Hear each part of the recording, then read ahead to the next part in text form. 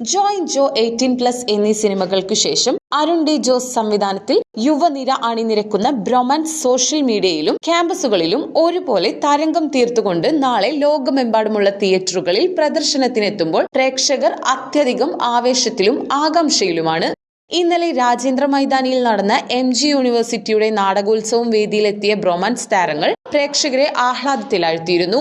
ചിത്രത്തിന്റെ pre release promotion ആഘോഷങ്ങളാണ് ഇന്നലെ നടന്ന പരിപാടിയോട് കൂടെ അവസാനിച്ചിരിക്കുന്നത്.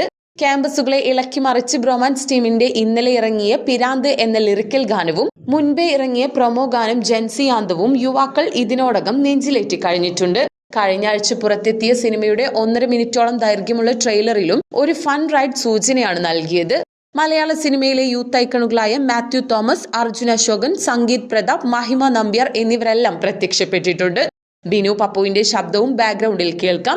കലാഭവൻ ഷാജോൺ, ശ്യാമോഹൻ തുടങ്ങിയവരും ചിത്രത്തിലെ പ്രധാന കഥാപാത്രങ്ങളായി എത്തുന്നുണ്ട്.